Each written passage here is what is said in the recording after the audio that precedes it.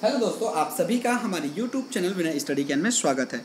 दोस्तों, यदि आप ACF रेंजर की तैयारी कर रहे हैं तो यह वीडियो आपके लिए काफ़ी महत्वपूर्ण हो सकता है। दोस्तों, आज हम देखेंगे केमिस्ट्री से संबंधित कुछ महत्वपूर्ण MCQ प्रश्न। पहला प्रश्न दोस्तों, ऊष्माक्षेपी वह क्रिया है जिसमें अभिकारक पदार्थों की ऊर्जा उत्पाद से अधिक होती है। ऑप्शन बी, अभिकारक पदार्थों की ऊर्जा उत्पाद से कम होती है। ऑप्शन सी दिया है, अभिकारक पदार्थों का ताप उत्पाद से अधिक होता है। और डी दिया है, उत्पाद उत्तेजित अवस्था में होते हैं। तो दोस्तों, ऊष्माक्षेपी एक्सोथर्मिक रिएक्शन ऐसी रासायनिक अभिक्रिया है जिनमें अभिकारकों की आंतरिक ऊर्जा उत्पाद की आंतरिक ऊर्जा से कम होती है। इसे ऊष्माक्षेपी या एक्सोथर्मिक रिएक्शन कहते हैं। इसमें ऊष्मा जो है उत्पन्न या उत्सर्जित होती है। इसमें हम दाईं तरफ प्लस चिन्ह लगाते हैं। जैसे देखिए एग्जाम्पल के रूप में, जब कार्बन जो है ऑक्सीजन के साथ क्रिया करती है तो बनाती है कार्बन डाइऑक्साइड गैस और रिलीज करती है 44.3 कैलोरी एनर्जी। जब हाइड्रोजन और नाइट्रोजन गैस संयुक्त होकर अमोनिया गैस बनाती है, तब जब नाइट्रोजन और हाइड्रोजन गैस आपस में संयुक्त होकर नाइट्रोजन अमोनिया गैस बनाती है, NH3 बनाती है, तो यहाँ पर रिलीज़ होती है 22.4 कैलोरी। तो इसमें जो उत्तर होगा ऑप्शन बी सही होगा, क्योंकि इसमें अभिकारक पदार्थों की ऊर्जा उत्पाद से कम होती है। ठीक है, तो ऑप्शन बी सही होगा। दूसरा प्रश्न है, निम्न को सुमेलित कीजिए। सूची 1 और सूची 2 दिया हुआ है। हाइड्रोजन पृथ्वी में प्रचुरता में पाए जाने वाले तत्व, ऑक्सीजन ब्रह्मांड में प्रचुरता में पाए जाने वाले तत्व, नाइट्रोजन वनस्पति एवं जंतु प्रोटीन का मुख्य घटक और विरंजक कार्य में उपयोगी। 4 इधर ऑप्शन सूची 2 में दिया हुआ है। तो हाइड्रोजन जो है दोस्तों ब्रह्मांड में प्रचुरता में पाए जाने वाले तत्व है, ऑक्सीजन पृथ्वी में प्रचुरता में पाए जाने वाले तत्व, और नाइट्रोजन जो है वनस्पति एवं जंतु प्रोटीन का मुख्य घटक है। तो ऑप्शन सी सही होगा। तीसरा प्रश्न है, निम्न में से कौन सा तत्व अधिकतम संख्या में यौगिक बनाता है? हाइड्रोजन, कार्बन, ऑक्सीजन और नाइट्रोजन। तो दोस्तों, हाइड्रोजन जो है अधिकतम संख्या में यौगिक बनाता है, तो ऑप्शन ए सही होगा। चौथा प्रश्न दोस्तों यहाँ पर दिया हुआ है, निम्नलिखित कथनों पर विचार कीजिए। जल का क्वथनांक 100 डिग्री से अधिक बढ़ाया या घटाया नहीं जा सकता। 0 डिग्री सेल्सियस पर घटाया या बढ़ाया जा सकता है। दाब बढ़ाकर बढ़ाया जा सकता है। इसमें नमक मिलाकर बढ़ाया जा सकता है। देखिएगा उपरोक्त कथन में से कौन से कथन सही है, आपको बताना है। तो दोस्तों, इसमें जो है दाब बढ़ाकर बढ़ाया जा सकता है, ये सही है, और इसमें नमक मिलाकर बढ़ाया जा सकता है, ये सही है। तो ऑप्शन जो डी है 3 और 4 सही है। क्वथनांक वायुमंडल दाब पर निर्भर करता है। दाब बढ़ाने पर अथवा अशुद्धि जैसे दी गई स्थिति में नमक दी है की उपस्थिति में क्वथनांक बढ़ाया जा सकता है। इसे 0 डिग्री सेल्सियस से कम नहीं किया जा सकता। ठीक है, ध्यान रखिएगा। बाह्य दाब में परिवर्तन पर भी क्वथनांक पर भी परिवर्तन होता है, तो दाब और इसमें कुछ अशुद्धि मिलाकर हम क्वथनांक बढ़ा सकते हैं। आगे देखते हैं 5वां प्रश्न, निम्नलिखित में से कौन सा मूल तत्व है? रेत, हीरा, संगमरमर और शक्कर दिया हुआ है।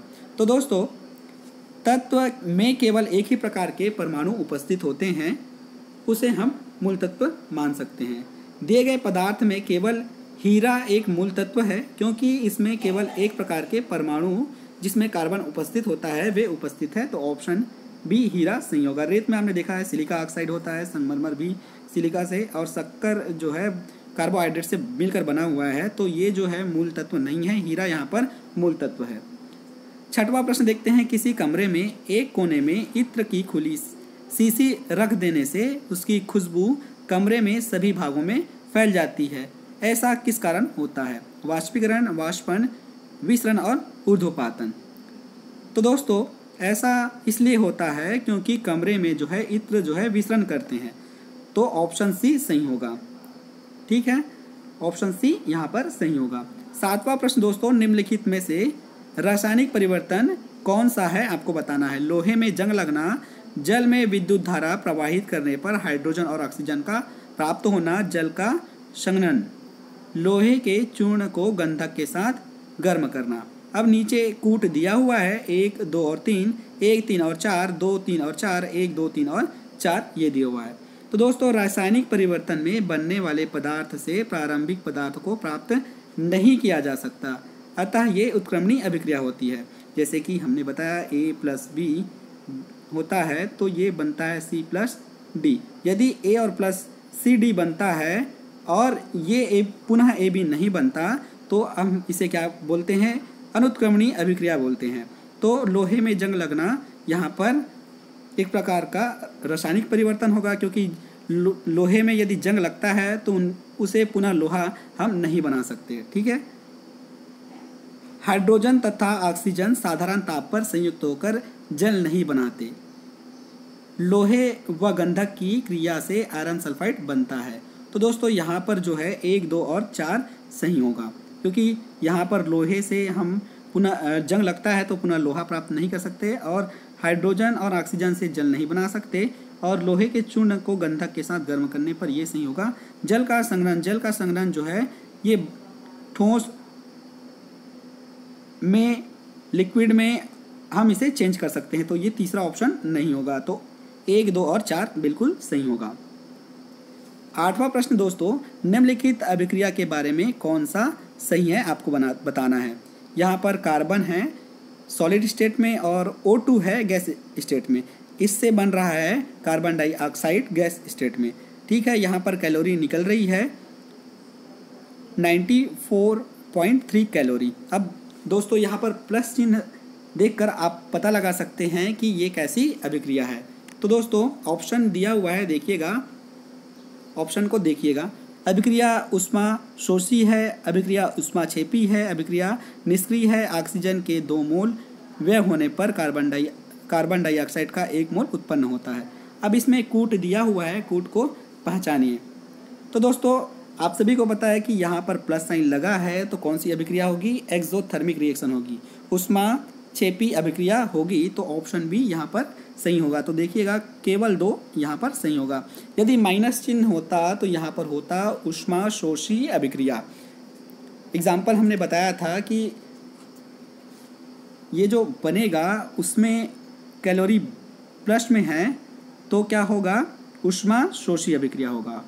आगे बढ़ते हैं। 9वां प्रश्न, निम्नलिखित में से भौतिक परिवर्तन कौन सा है। जल का जमकर बर्फ बनना, जल का वाष्प में परिवर्तन होना, चीनी का जल में विलयन, मोमबत्ती का जलना, ये आपको बताना है। और नीचे कूट दिया हुआ है, सही कूट चुनना है। तो दोस्तों जल का जमकर बर्फ बनना ये जो है भौतिक परिवर्तन है। जल का वाष्प में परिवर्तन होना ये भी भौतिक परिवर्तन है, क्योंकि इसमें जो है उत्क्रमणीय अभिक्रिया हो रही है, अनुत्क्रमणीय नहीं हो रही है। क्योंकि जल से हम बर्फ बना सकते हैं, जल को हम गैस भी बना सकते हैं वाष्प के रूप में।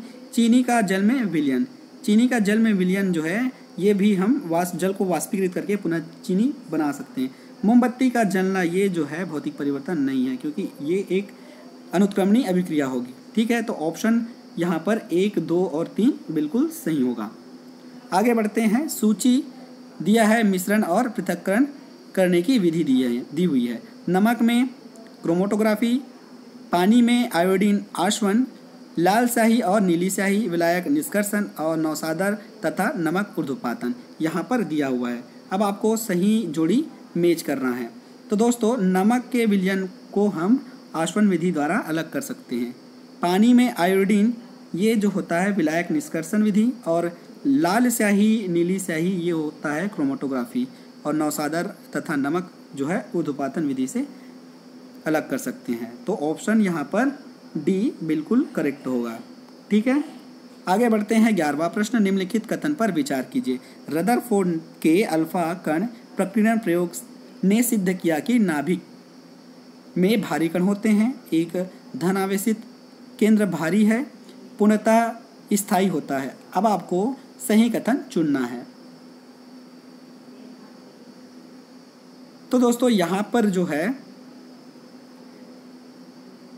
नाभिक जो है भारी कण होते हैं और धन आवेशित केंद्र होता है। तो ऑप्शन ए जो है बिल्कुल करेक्ट होगा, 1 और 2। तो दोस्तों आज फिलहाल 11 क्वेश्चन लेकर आए हूँ। वीडियो कैसा लगा? यदि अच्छा लगा हो तो आप नीचे कमेंट करके हमें बता सकते हैं। यदि आपका रिस्पांस अच्छा रहता है तो केमिस्ट्री से रिलेटेड बहुत सारे वीडियो लेकर आऊँगा ACF रेंजर के लिए। थैंक यू दोस्तों।